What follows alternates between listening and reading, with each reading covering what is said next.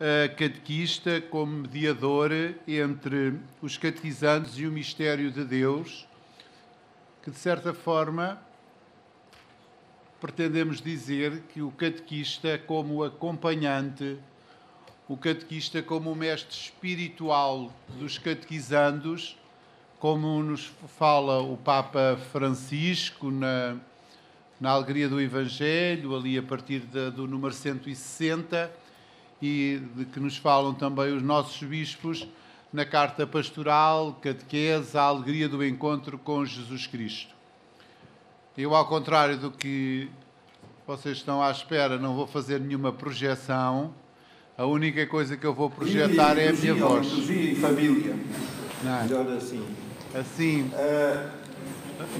Vamos ver se temos o... Olha, isto não se pode avisar lá embaixo que... Perfeito seminário dos Olivais, onde estão também os nossos que a gente não... Que a gente só... Aqui não queríamos ouvir o ateliê lá de baixo. E é o mestre... É simpático, porque se conseguíssemos ouvir os dois, resolvia o problema de quem está aqui de contra-vontade, não é? Mas assim não, mas era bom que só ouvíssemos nós, certo? Então, começando, no número 160 da exortação apostólica, a Alegria do Evangelho, diz o Santo Padre: o mandato missionário do Senhor inclui o apelo ao crescimento da fé. Daqui se vê claramente que o primeiro anúncio deve desencadear também um caminho de formação e de amadurecimento. A evangelização, e portanto a catequese, procura também este crescimento da fé, que implica tomar muito a sério em cada pessoa o projeto que Deus tem para ela. Este crescimento da fé implica que cada um de nós assuma, viva e ajude outros a viver este projeto que Deus tem para nós, que é sempre um projeto de felicidade. E quando Ele nos olha nos olhos, como ouvíamos há pouco falar, que nos fala o Evangelho de Marcos, olha nos olhos para nos dizer: eu amo-te, dei a vida por ti, quero que tu sejas feliz. Por isso, um horizonte de crescimento da graça, uma catequese de proposta e não de escola, uma catequese de crescimento na fé, em que as atitudes de liberdade e de gratuidade são consideradas como dimensões essenciais da nossa fé. Isto exige uma nova fisionomia do catequista, isto exige que passemos de uma visão de catequista professor a uma visão de catequista intermediário e mediador da ação da graça de Deus, aquilo a que a partir de agora chamarei sempre catequista acompanhante. Porque é disto que se trata, de, porque acompanhados, ajudarmos outros, acompanharmos outros na concretização deste seu projeto de vida e deste seu crescimento na graça. Todos nós concordamos, todos nós estamos aqui que somos catequistas, concordamos que o atual modelo de catequese está escolarizado, muitas vezes mais centrado em conteúdos do que em vivências e, também o sentimos, não tem dado as respostas esperadas. Tem sido grande o investimento da Igreja em Portugal em recursos catequéticos, tem sido o investimento grande até na procura de formação de catequistas. Todavia, todos sentimos que este modelo não tem dado as respostas que nós estávamos à espera. Sobretudo, porque ele não tem possibilitado o encontro consciente com Cristo. Daí que os nossos bispos, na carta pastoral que nós oferecemos a todos os catequistas, e vocês já leram, já refletiram, já trabalharam nas reuniões de catequistas com os respectivos párocos, naturalmente, no número 2, os nossos bispos dizem: ao catequista e a toda a comunidade é pedido para passar do modelo escolar ao modelo catecumenal. E naturalmente que isto é uma frase que, de ter sido dita tantas vezes, os catequistas já se apropriaram da frase. E hoje não há nenhum catequista que não diga que a catequese deve ser de inspiração catecumenal.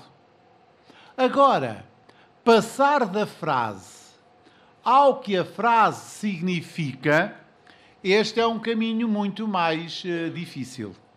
Mas passar da catequese escolar a uma catequese de caráter, de perfil catecumenal, é passar de uma catequese em que o catequista é o centro do ato catequético para ser alguém que proporciona um encontro significativo com Cristo porque ele próprio é encontrado. E alguém que ajuda os outros no seu caminho para Cristo porque ele próprio beneficia da ajuda de outros na sua caminhada com Cristo.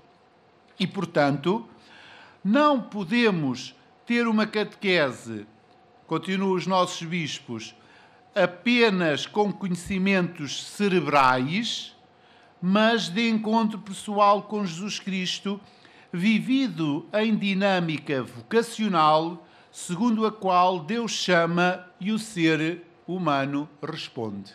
E é sempre neste diálogo que tem de acontecer o ato catequético. Deus fala-me, eu respondo, Ele continua a falar e eu continuo a responder. Hoje, como em todos os tempos, milhares de catequistas, de forma honesta e empenhada, têm desenvolvido a sua missão. Têm assumido o que é o tema do nosso dia, eu sou uma missão. Passando muitas vezes, e este talvez seja um dos problemas da nossa catequese, de animadores a professores da fé. Temos muitos catequistas que de forma que se esforçam, que trabalham, que se dedicam, mas acentuam muito esta dimensão de se considerarem professores da fé. E não de animadores, e não de mediadores, e não de intermediários, e não de acompanhantes no crescimento da fé dos outros. Esquecendo, portanto, a importância de, em cada momento, sentir e descobrir a alegria de se tornar um acompanhante, um formador dos outros. Em muitas situações, temos feito uma catequese em que somos o centro, nós catequistas, em que acreditamos mais nas nossas capacidades, no nosso entusiasmo, na nossa simpatia, na nossa fé, nos nossos recursos, nas nossas metodologias, do que na graça de Deus e na força do Espírito Santo. Ele, sim, verdadeiro protagonista da evangelização. E o convite que o Senhor nos faz é deixarmos de ser catequistas professores para sermos catequistas animadores, catequistas acompanhantes. O Papa Francisco, na exortação apostólica ao Evangelho da Alegria, insiste muito na importância do crescimento na fé e na adesão a Cristo. Uma adesão livre, uma adesão pessoal, uma adesão transformante de vida. Todavia, diz o Papa, não seria correto que este apelo ao crescimento fosse interpretado exclusiva ou prioritariamente como uma formação doutrinal, diz no número 161, porque este caminho de resposta e de crescimento aparece sempre precedido pelo dom. A adoção como filhos que o Pai oferece gratuitamente e a iniciativa do dom da sua graça são a condição que torna possível esta santificação, que agrada a Deus e que lhe dá a glória.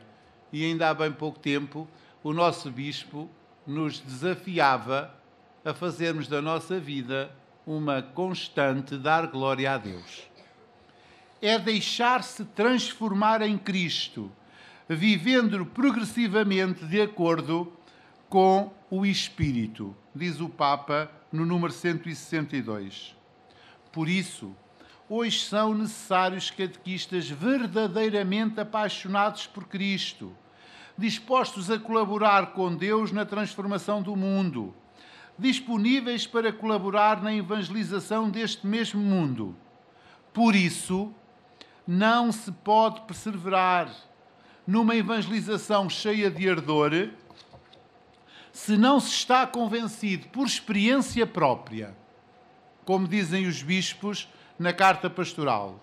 O verdadeiro missionário, que não deixa jamais de ser discípulo, sabe que Jesus caminha com ele, fala com ele, respira com ele, trabalha com ele. Sente Jesus vive com ele no seu compromisso missionário. E este é o grande desafio, que na nossa vida possamos sentir que Deus caminha conosco, fala conosco, respira conosco, está conosco. E, portanto, no nosso ato catequético, nós damos apenas materialidade a este Deus que fala através de nós. A mudança necessária não dispensa o saber. E vou repetir para que depois não digam que o diácono Paulo Campino, diretor do secretariado, disse que o saber não era importante.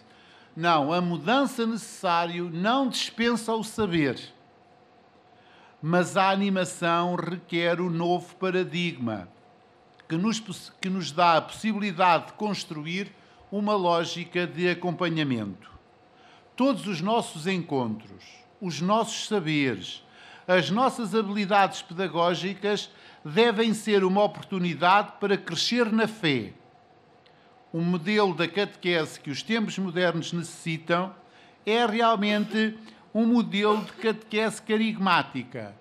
Um modelo de catequese em que o primeiro anúncio está sempre presente. E, diz o Papa no 164 da Alegria do Evangelho, voltámos a descobrir que também na catequese tem um papel fundamental o primeiro anúncio, ou o carigma, que deve ocupar o centro da atividade evangelizadora e de toda a tentativa de renovação eclesial. E adianta ao Papa, então o que é este carigma? O que é este primeiro anúncio? E diz ele, na boca do catequista deve voltar a ressoar: Jesus Cristo ama-te, deu a sua vida para te salvar e agora vive contigo todos os dias para te iluminar, fortalecer e libertar. Este é o primeiro anúncio que somos convidados a fazer. Este é o anúncio que deve brotar todos os dias, e quem o diz é o Papa, na boca do catequista. Cristo ama-te, deu a vida por ti, deu a vida para te salvar, deu a vida para te santificar. E só depois disto, então, vem a outra dimensão. E esta vida a que o Senhor te chama a santificar exige de ti uma resposta, como dizia há pouco o Sr. Dom José, de vida coerente, de vida feliz, de vida alegre, de vida de santidade. Portanto, ao designar-se como primeiro anúncio, não significa que o mesmo se situa no início e em seguida se esquece e se substitui por outro. Não é neste sentido que nós falamos do primeiro anúncio. Como algo que se diz pela primeira vez, é o que se diz, e depois vamos à nossa vida e cada um continua. Acrescenta mais uma coisa. Não, ele é o primeiro anúncio porque é anúncio de qualidade. É anúncio que qualifica e nos qualifica. E ele é o principal. E é por isso a ele que temos que voltar todos os dias. E ouvir de maneiras diferentes. Mas é sempre aquele que devemos anunciar. Cristo ama-te. Deu a vida por ti para te salvar. E não há nada na tua vida que a misericórdia e a graça de Deus não possam salvar. Mas esta renovação necessária, esta catequese de caráter catecumenal, de acompanhamento, de primeiro anúncio, não se pode reduzir à mudança de recursos pedagógicos, a uma questão de método.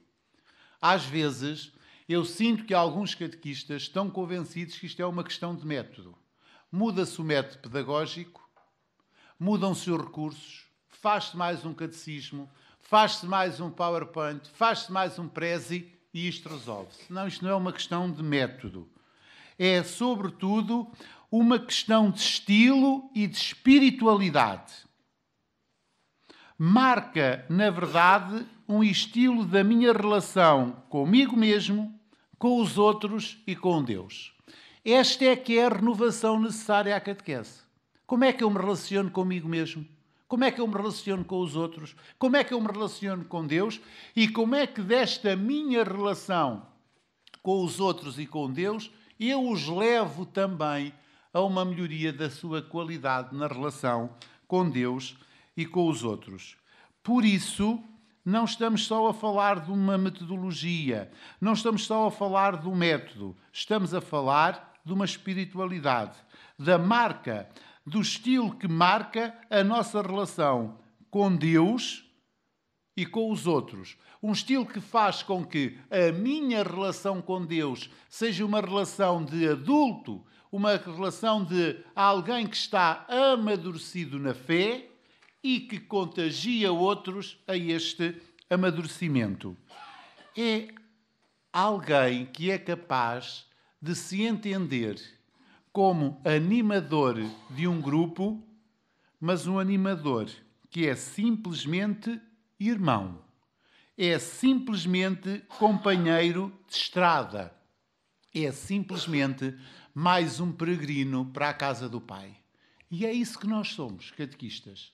Com os nossos catequizandos, somos simplesmente mais um irmão, mais um companheiro de jornada, simplesmente um peregrino. É que, para vós sou bispo, convosco sou irmão, é também algo que se pode aplicar. Para vós sou catequista, convosco sou irmão. Isto aplica-se a todas as dimensões da nossa vida. E isto quebra logo uma relação de cima para baixo, para nos pormos numa relação de horizontalidade. É que a relação de verticalidade é sempre a da cruz e dessa nós procuramos fugir o mais que podemos. É por isso, nesta relação de alguém que se sente companheiro de estrada, se sente irmão, se sente peregrino, que é fundamental ter presente que o acompanhamento espiritual deve conduzir cada vez mais para Deus, em quem podemos alcançar a verdadeira liberdade e a verdadeira alegria. Alguns creem-se livres quando caminham à margem de Deus. E diz o Papa, aí deixam de ser peregrinos para serem errantes. E nós acreditamos que somos peregrinos, mas não errantes. Acreditamos que podemos não saber tudo sobre o caminho, mas sabemos o destino final que queremos dar à nossa vida. Por isso, mais do que uma forma de fazer e não de dar, nós não damos catequese, fazemos catequese, mais do que uma forma de fazer, O catequista é sempre convidado a uma forma de ser, de caminhar, de testemunhar. Mais do que dizer regras e coisas, quase sempre para os outros cumprirem. E para nós cumprirmos quando nos dá jeito, esquecendo muitas vezes a passagem do Evangelho, víboras que estáis a pôr aos ombros dos outros, fardos que vós próprios não sois capazes de suportar. Às vezes nós também somos assim com os nossos catequizantes. Não. Nós que vimos aqui estas formações já deixámos essas coisas. Não. É só os outros que não vieram cá. Mas olha, o que é que a gente há de fazer? Estava eu a dizer, portanto, que isto é uma dimensão do ser, do caminhar, do testemunhar. Não é apenas dizer coisas, não é dar regras e dar normas. É fundamental caminhar com. Nós caminhamos com. Caso contrário, não estamos a ajudar a ser peregrinos para a casa do Pai. E como diz o Papa Francisco, o acompanhamento seria contraproducente, quase caso se tornasse uma espécie de terapia. Nós não somos terapeutas da fé. Que incentivasse a reclusão das pessoas e lhes tolhesse a sua peregrinação com Cristo para o Pai. Nós não somos terapeutas. Nos tempos de hoje, a catequese não pode, portanto, reduzir-se à transmissão de conteúdos doutrinais como no modelo escolar. A transmissão tem de fazer-se de um modo vivenciado, inserida no encontro com Jesus Cristo. De resto, todo o encontro de catequese tem de ser encontro com Ele, porque é Ele quem, vindo ao nosso encontro, pode despertar para a fé. Uma fé que atinja todo o nosso ser. E dizem os nossos bispos, na carta que vocês já todos leram, cabeça, coração e mãos, que, segundo o Papa Francisco, necessariamente se correlacionam. A cabeça para pensar o que sente e o que se faz, o coração para sentir o que se pensa e o que se faz, e as mãos para fazer o que se sente e o que se pensa. Como em todos os tempos, os catequistas são fundamentais neste processo. Eles assumem, como afirmam os nossos bispos, um papel fundamental, não centrado no que sabem, mas essencialmente centrado no que são. Estamos sempre na mesma tónica. A questão é sempre a do ser. E o que ele deve ser é um mediador que facilita a comunicação entre as pessoas e o mistério de Deus, dos sujeitos entre si e com a comunidade. Por isso, o seu perfil, o perfil do catequista, mais do que o de um mestre que transmite saber, deve considerar-se um guia espiritual que acompanha no caminho do Senhor. O que só é possível se ele, catequista, tiver esta experiência pessoal do encontro com Cristo, conhecer o caminho a percorrer, o encontro do qual nasce também a sua vocação. É deste conhecimento amoroso de Cristo que brota o desejo de o anunciar, de evangelizar e de levar outros ao sim da fé em Jesus Cristo. Na sua missão, o catequista estreita a sua ação como uma pessoa responsável com a ação misteriosa da graça de Deus. A transmissão do Evangelho através da Igreja é, em primeiro lugar, o trabalho do Espírito Santo. Mas o Espírito usa pessoas que recebem esta missão de proclamar o Evangelho e cujas habilidades, experiências humanas, se tornam parte da pedagogia da fé. É bom ver como Jesus forma os seus discípulos para aí aprendermos. E pensar que a forma com que Ele forma os seus discípulos é também a forma com que Ele nos quer formar a nós. E é também o modelo que Ele nos dá para que nós possamos ajudar outros nesta formação. Cuida deles e acompanha-os como amigo paciente e fiel. Ensina-os não apenas com teorias, mas, sobretudo, com a vida. Pede-lhes para explicarem os seus ensinamentos em profundidade. Há pouco o padre Pedro Paulo dizia-nos isso. Marcos é rápido, mas é denso e profundo. Então, é este o convite que o Senhor também nos faz, de sermos profundos na forma como trabalhamos com os nossos catequizandos. Envia 2 de cada vez para se prepararem para a missão. Promete e envia o Espírito do Pai para os guiar. Não os deixa sós. Aparece antes dele como o mestre que salva, santifica e guia. E caminha diariamente com os homens na história. Esta é a metodologia de Deus. É a metodologia que Deus utilizou para os seus discípulos, que utiliza para nós e que nos convida a usar para aqueles com quem trabalharmos. Esta é, portanto, a tarefa que hoje a Igreja nos pede. Que sejamos anunciadores, que levemos aos outros a boa nova do Reino. Todavia, não podemos esquecer que o nosso trabalho hoje é, essencialmente, com quem ainda não aderiu à fé.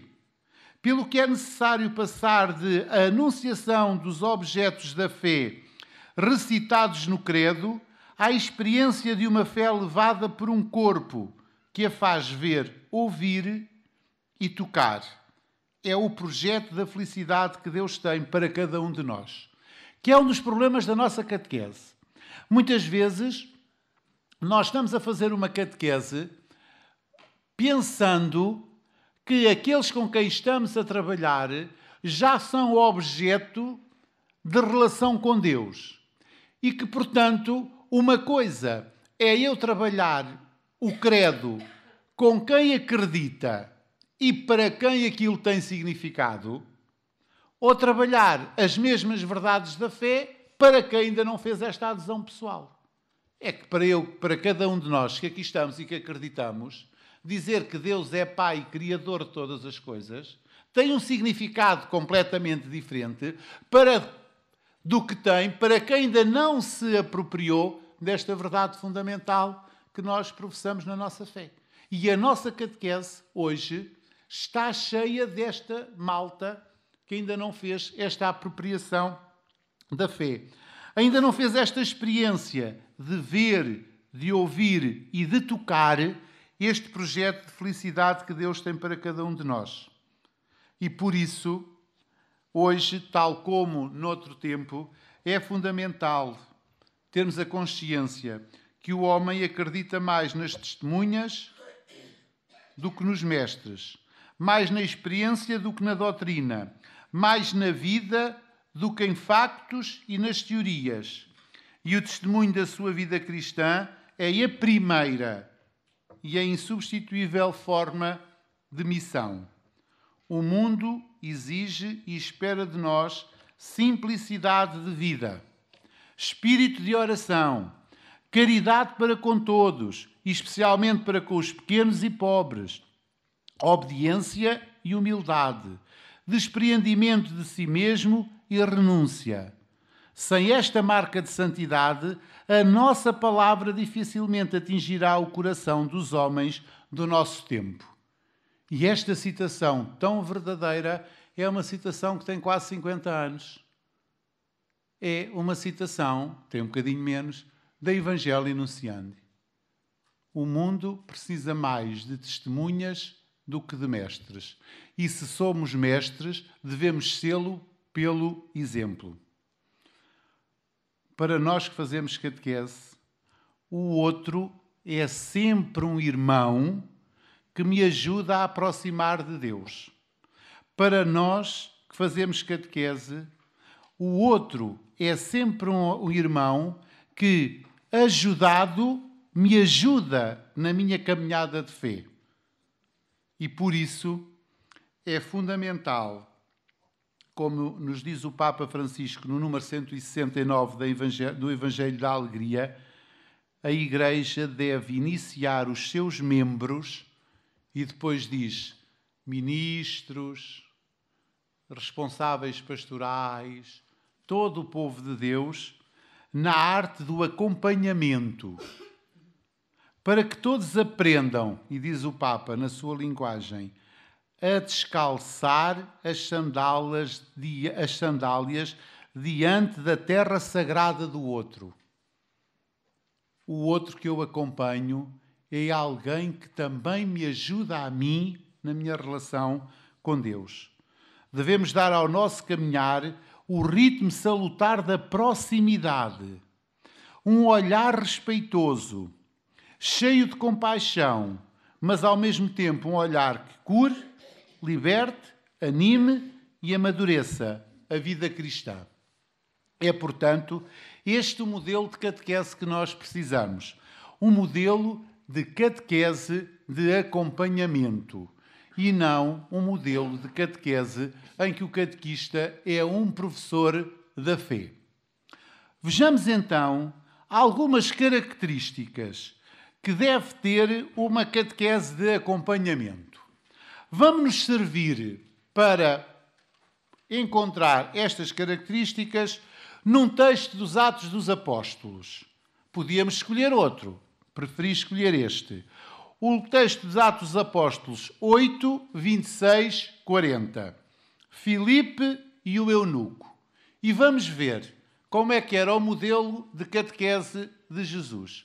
Vamos ouvir o texto e depois irei acentuar algumas dimensões. Para não ser sempre eu a falar.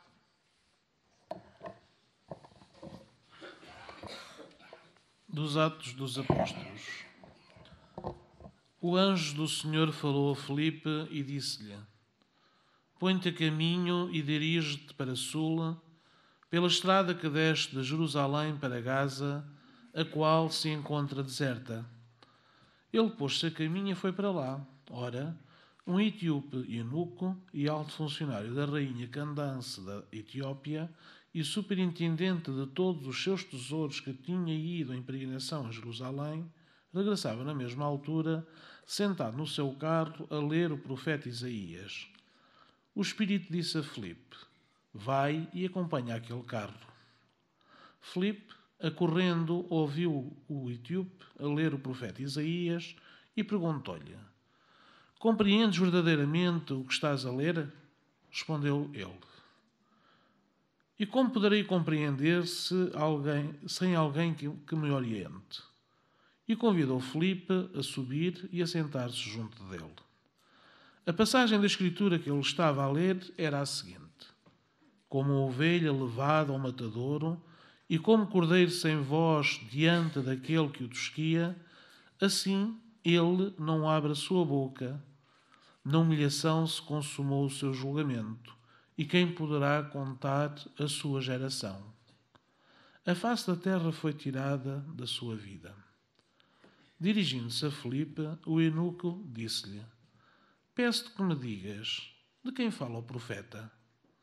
De si mesmo ou de outra pessoa? Então Filipe tomou a palavra e, partindo desta passagem da Escritura, anunciou-lhe a boa nova de Jesus. Pelo caminho fora encontraram uma nascente de água, e o eunuco disse: Está ali água. Que me impede de ser batizado? Filipe respondeu: Se acreditas com todo o coração, isso é possível. O eunuco respondeu: Creio que Jesus Cristo é o Filho de Deus. E mandou parar o carro. Ambos desceram à água, Filipe e o eunuco, e Filipe batizou. Quando saíram da água, o Espírito do Senhor arrebatou Filipe e o eunuco não o viu mais, seguindo o seu caminho cheio de alegria. Filipe encontrou-se em Azoto e, partindo dali, foi anunciando a boa nova a todas as cidades até que chegou a Cesareia. Então escutamos esta relação de Filipe com o eunuco.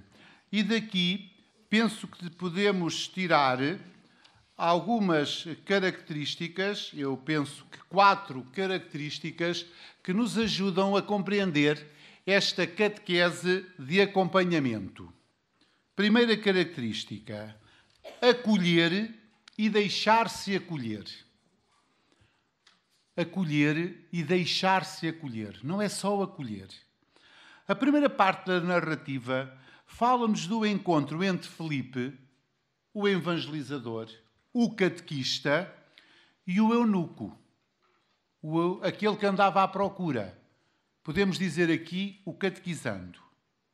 Encontramos uma série de verbos reveladores atribuídos a Filipe. Partir sem demora, correr, ouvir, subir para o carro, sentar-se a seu lado. Reparem que isto tudo nos indica uma progressão delicada e profunda de entrar em relação com o outro. Nesta primeira parte, que é já uma parte de anúncio, Filipe é passivo. Não fala. Limita-se a aproximar-se e a escutar. Ou seja, a entrar numa relação verdadeira, autêntica. A sua única intervenção é uma pergunta que ajuda a pessoa a tomar consciência da sua busca e a formular a questão: compreendes verdadeiramente o que lês? Filipe coloca questões ao seu interlocutor para que a sua necessidade de vida se aprofunde. Por seu lado, aceita as perguntas do eunuco e faz-lhe as suas.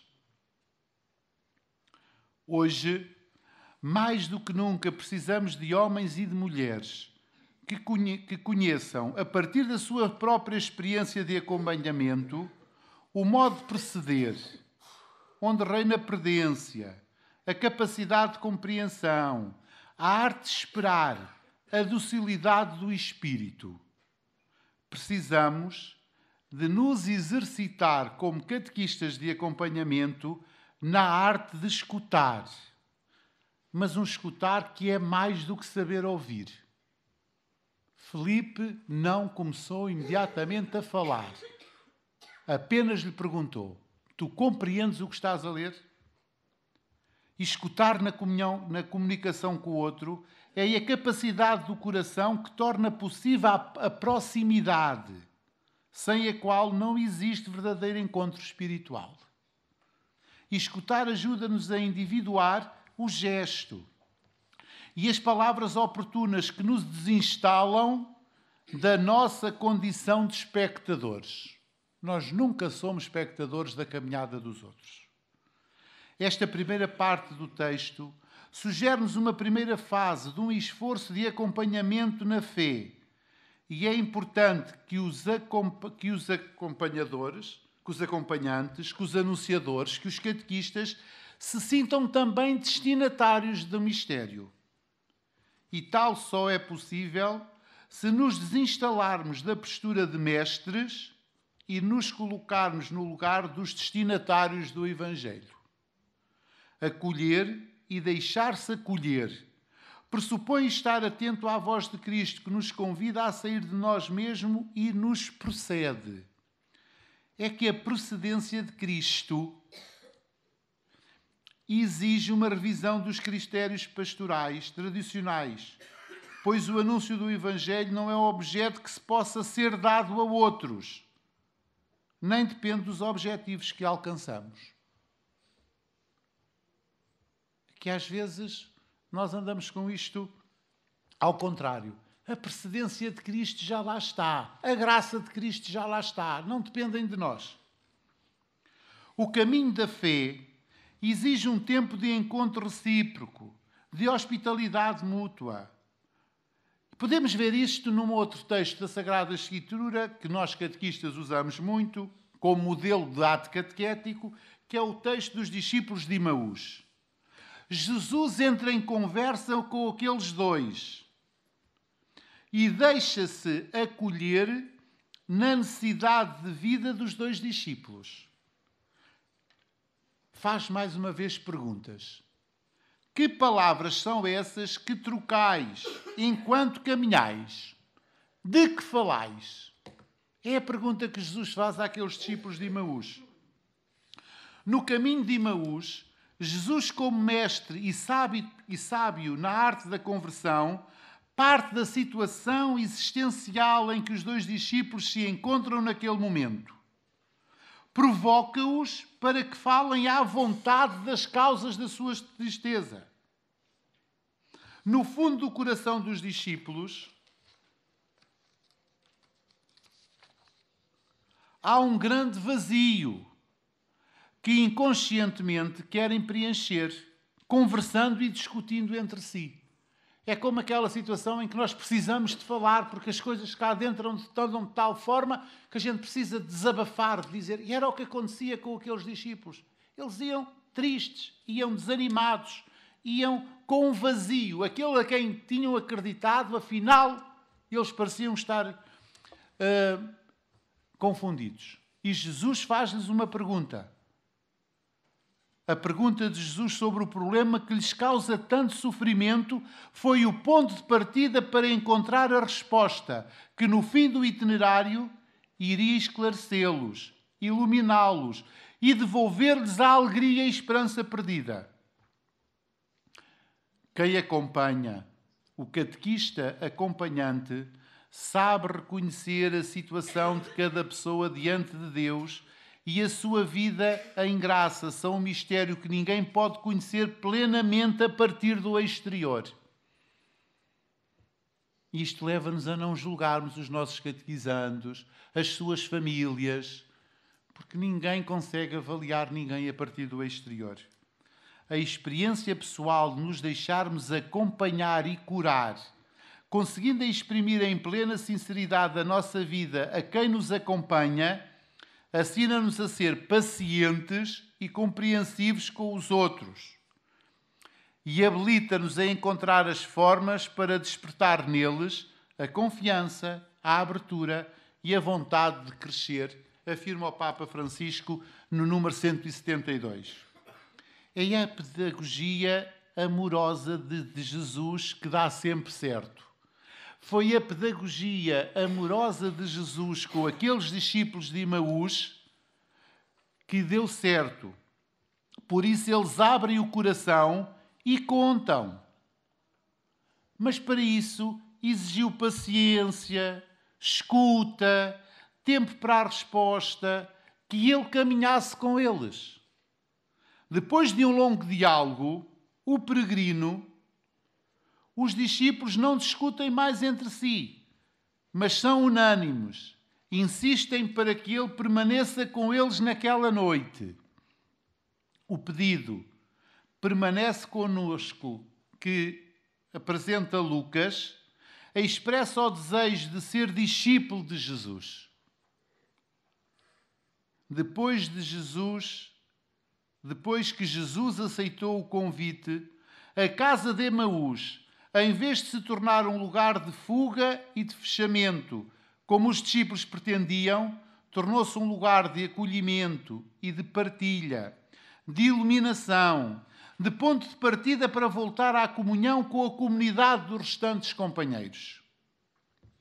Podemos encontrar este acolher e deixar-se acolher noutro exemplo da Sagrada Escritura que nos deve ajudar no nosso ser de catequistas. Zaqueu. Jesus diz a Zaqueu: Zaqueu, desce depressa, hoje preciso de ficar em tua casa. O que transforma o coração de Zaqueu não é ser convidado por Jesus, mas descobrir que Jesus lhe pede para ser convidado, que gosta da sua companhia, que confia na sua capacidade de acolhimento.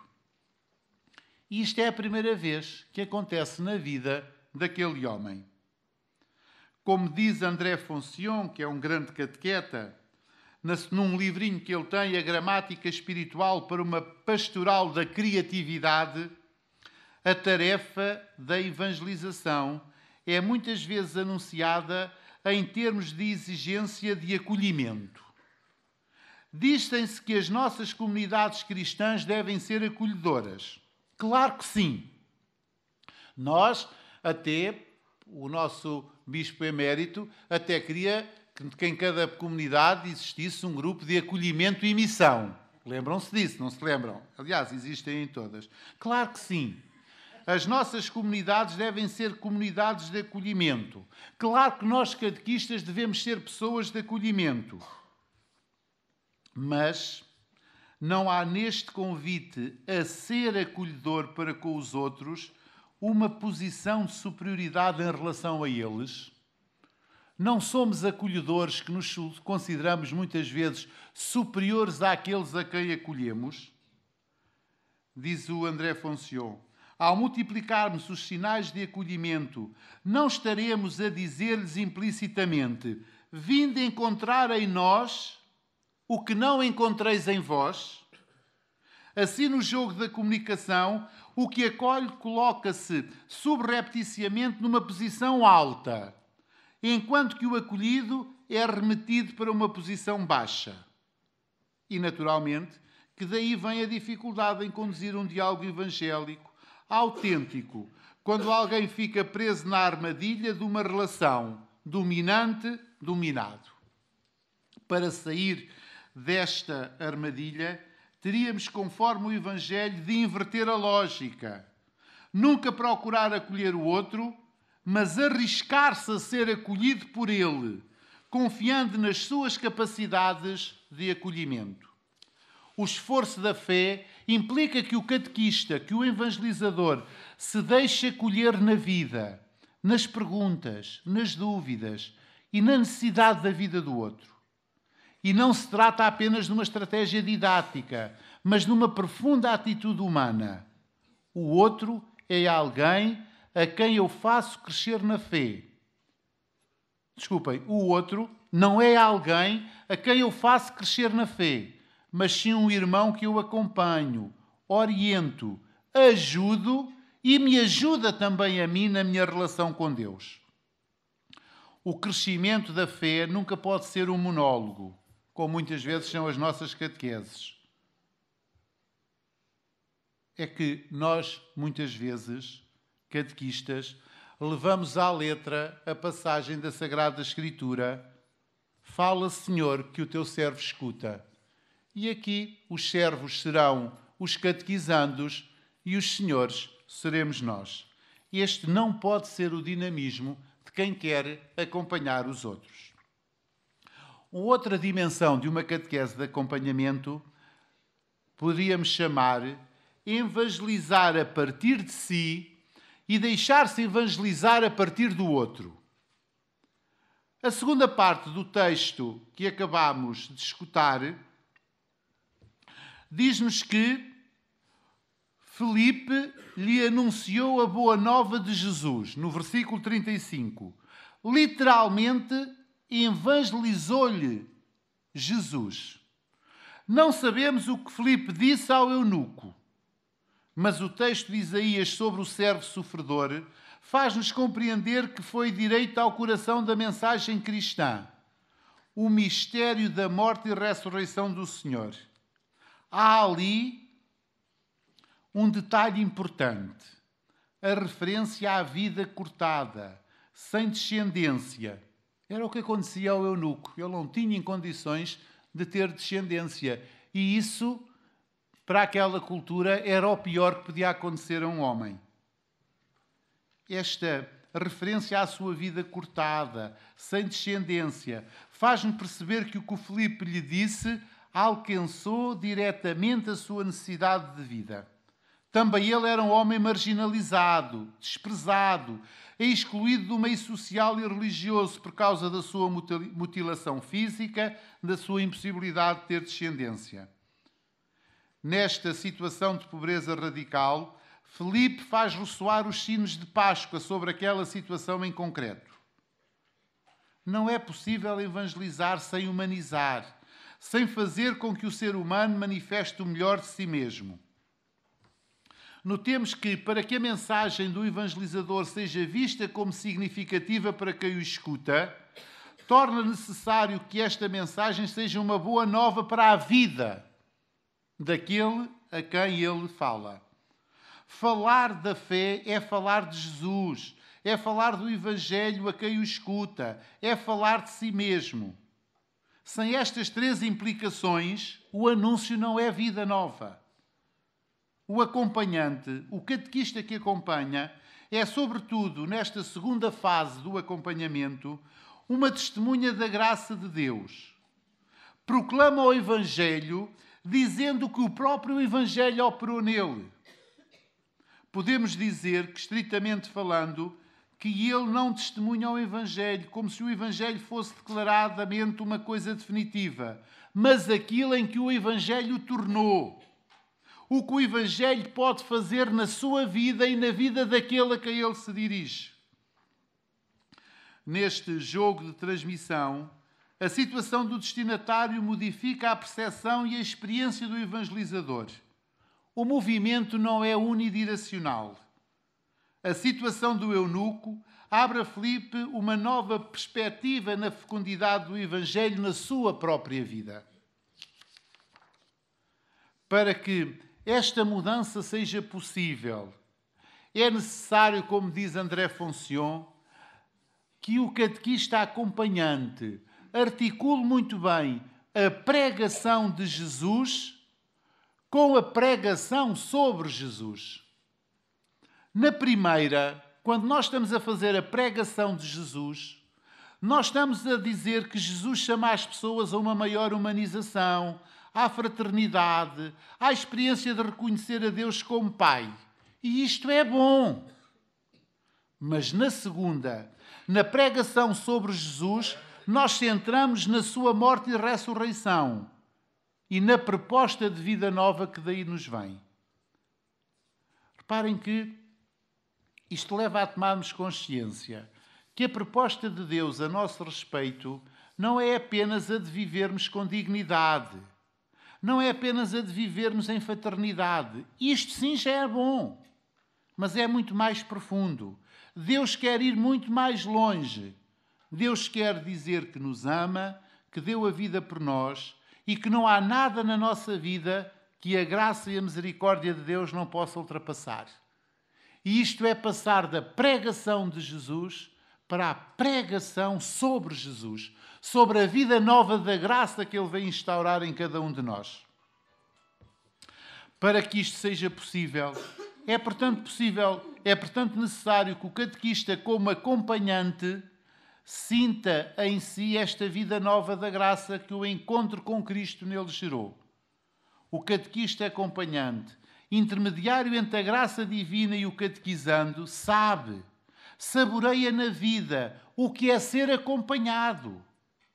Faz a experiência de se sentir acompanhado por Deus por intermédio dos outros. Um terceiro aspecto desta catequese de acompanhamento é o criar e ser criado. Na terceira parte desta passagem, ela caracteriza, segundo os exegetas, por uma dupla ênfase, uma dupla acentuação. Mandou parar o carro, os dois desceram à água, Filipe e o eunuco, e Filipe batizou. Os dois. Mandou parar o carro, os dois, Filipe e o eunuco. Faz lembrar uma expressão que se usa muito na minha terra, que é ambos os dois. Há aqui os dois, e depois acentua, Filipe e o eunuco. Terá sido suficiente para ter dito uma coisa, os dois, ou Filipe e o eunuco, teria sido suficiente. Mas ele vai mais longe, e eles desceram os dois à água. Há aqui uma dupla insistência. Não quer deixar dúvidas. Há aqui o gesto batismal. A imersão da Páscoa do Senhor é vivida pelos dois protagonistas, pelo Filipe e pelo eunuco. Trata-se naturalmente de um nascimento para a fé do eunuco, o batismo. Mas é simultaneamente um renascimento na fé para o Filipe. É como quem diz, nós não somos espectadores numa ação de acompanhamento da fé. Nós não ficamos intactos quando acompanhamos outros. O acompanhamento de outros torna-se um novo ato de criação na fé. Torna-se um ato de eu me recriar e de me deixar recriar. É que acompanhar é passar de novo pela experiência de nascimento. E na medida em que eu acompanho outros, eu vou renascendo para a minha vida em Cristo. Há aqui um aspecto, ainda que gostaria de realçar, nesta dimensão de catequese de acompanhamento. Filipe batizou. Lucas sublinha deste modo a prioridade da comunidade cristã. É a Igreja que batiza. É no seu seio maternal que nascem os novos crentes. É uma experiência partilhada que salvaguarda a diferença. A Igreja é ao mesmo tempo mãe e de novo filha. É criada de novo e ao mesmo tempo cria novos filhos para Deus. Por isso dizemos que o catequista acompanhante é sempre um mandatado da comunidade. Não age em nome próprio, mas em nome da comunidade. Pelo que compreendemos a importância de ter comunidades vivas, evangelizadoras e evangelizadas, com dinâmicas de crescimento na fé, e não apenas comunidades para cumprir princípios mínimos numa pastoral de subsistência. Necessitamos de comunidades que favoreçam cada um dos seus membros na maturidade da fé, desenvolvendo uma inteligência prática da fé que se concretize num saber fazer, num agir, mas num agir coerente e significativo. Comunidades que ajudem sempre a ser. É por isso que, tal como diz o Diretório-Geral da Catequese, não pode haver catequese sem comunidade. E a comunidade deve tornar-se sempre o lugar visível de testemunho da fé. Deve cuidar da formação dos seus membros. Deve acolhê-los como família de Deus, apresentando-se como um ambiente vital e permanente para o crescimento da fé. Este criar e ser criado sofre hoje grandes resistências. O mundo apresenta-nos novas formas de criação, mas mais do que chorar pelo que não conseguimos fazer, é fundamental lançar-nos no que ainda temos para fazer. E isto só é possível se formos capazes de ultrapassar o horizonte da reprodução da fé. O catequista acompanhante não leva o outro a crer como ele, mas antes a crer com ele. É que isto de acompanhar não é ao nível da colunagem. Nós, catequistas acompanhantes, não queremos colunar os outros. Queremos que eles se criem e que eles se recriem. Como afirma André Foncion, e vocês já perceberam onde é que eu andei a ler, um dos grandes desafios à Igreja hoje é esta abertura ao novo e ao diferente, dando espaço à emergência de uma biodiversidade eclesial que abra caminho às aspirações e à singularidade das pessoas e facilite também a graça do tornar-se cristão. Acompanhar não é clonar, não é fazer outros iguais. É necessário acompanhar o novo, o diferente, articular a diversidade com a unidade e procurar que cada um se aproprie da fé e aconteça nele a personalização da própria fé. O acompanhante deve levar os catequistas a dizer: já não acredito porque tu dizes, mas porque eu mesmo faço a experiência. A evangelização está ao serviço da apropriação pessoal da fé e a autoridade do evangelizador, a autoridade do catequista, manifesta-se quando ele se retira e favorece que cada um se torne autor e ator da sua própria experiência crente. E entro no quarto aspecto que me parece importante nesta catequese do acompanhamento: deixar-se partir e desaparecer. A última parte da passagem que escutamos informa-nos que o Espírito do Senhor arrebatou Filipe e o eunuco já não o viu. Mas diz: mas seguiu o seu caminho cheio de alegria. Esta última etapa é fundamental.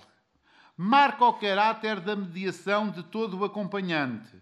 e a necessidade de libertar a ação do espírito e a autonomia dos indivíduos.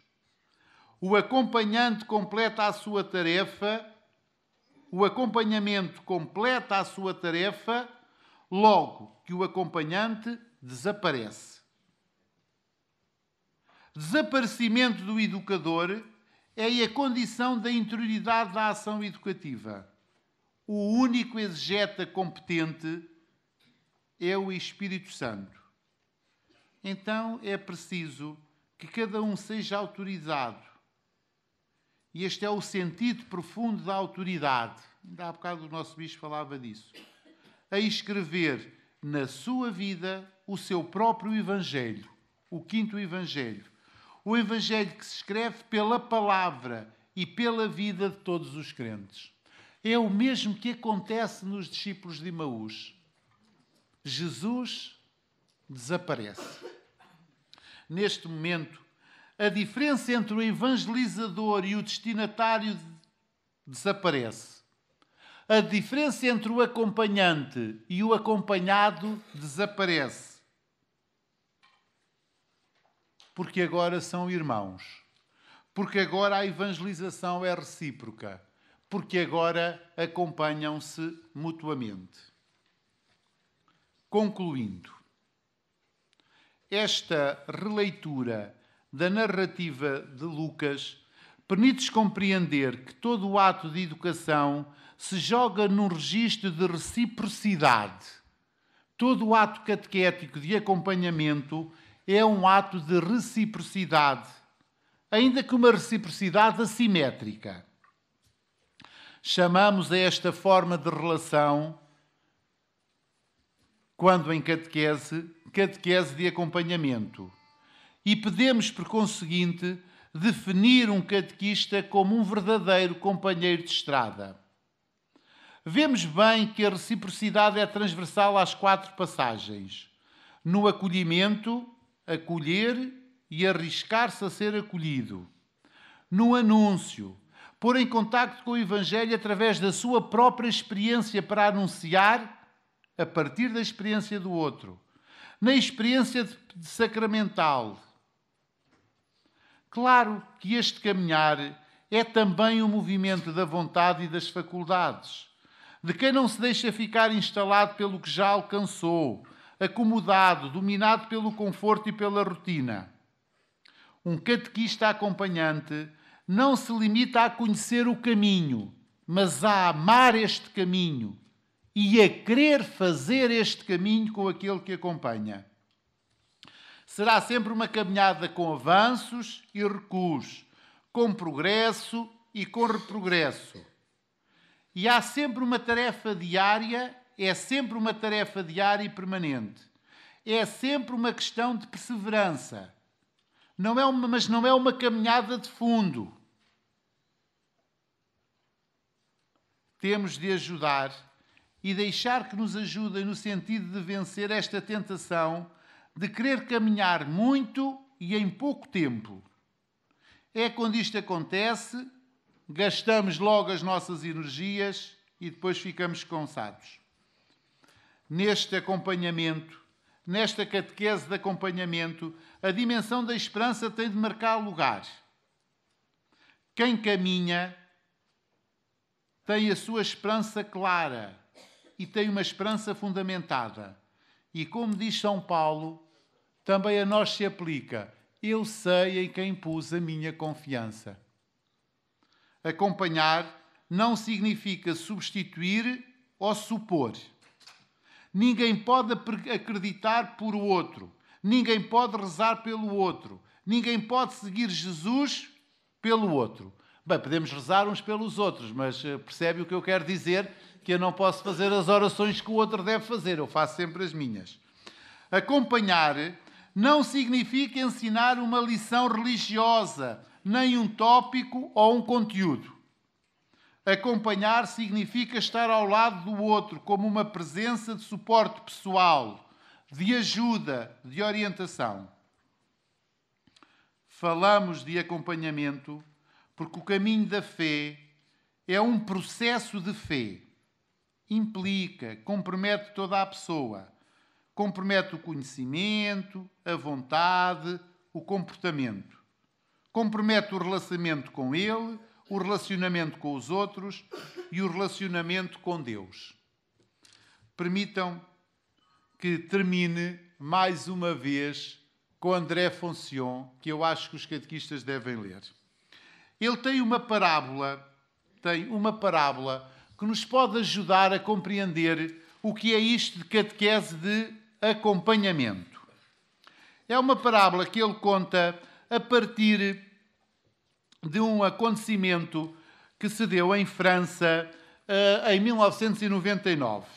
Aconteceu que neste ano houve um grave problema em França e cerca de 300 milhões de árvores, foi um grande vendaval, tipo um tornado, e em toda a França 300 milhões de árvores foram arrancadas.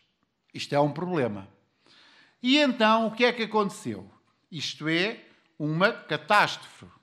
Naturalmente que perante esta catástrofe, comissões de estudo tinham elaborado programas de reflorestação, projetos de reimplantação, planos de sementeira. Estamos a ver logo uma série de comissões, de técnicos. Aquilo é um bocadinho como em Portugal. Pelo menos 3 comissões de inquéritos no Parlamento, para ver se o vento era de norte, outra para ver se o vento era de sul, mais 2 para ver quem soprou ou quem deixou que soprassem, e uma série de técnicos a fazer grandes estudos. E continua o André.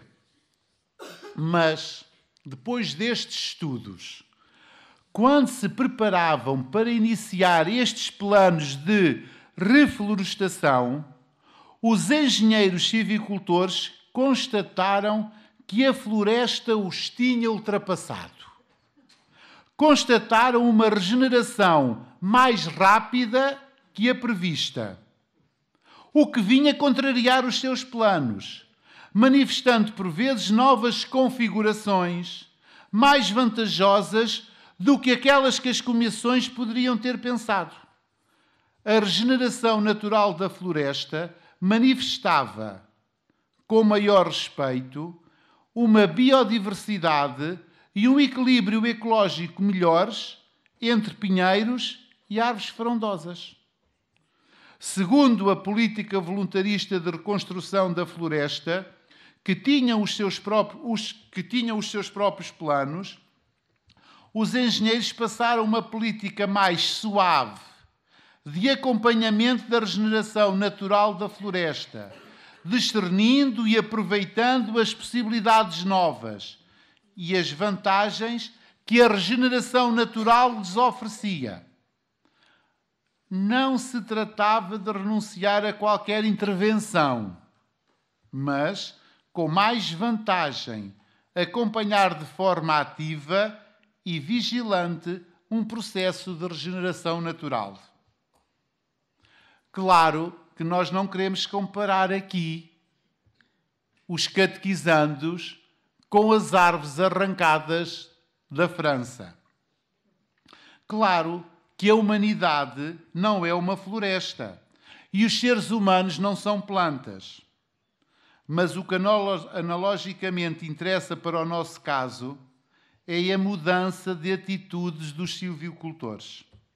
A sua passagem de uma política voluntarista de reconstrução da floresta a uma política de acompanhamento ativo e lúdica da regeneração em curso. Não seria de esperar esta mesma passagem na nossa pastoral catequética, a passagem de uma pastoral de enquadramento a uma pastoral de criação e de recriação. A moral desta história é clara. Em vez de sujeitar a vida aos nossos projetos, em vez de sujeitar os catequizandos às nossas práticas, chegou o momento de servir a vida da fé dos catequizandos de hoje em toda a sua biodiversidade, confiando na ação do Espírito, que torna nova todas as coisas. Muito obrigado.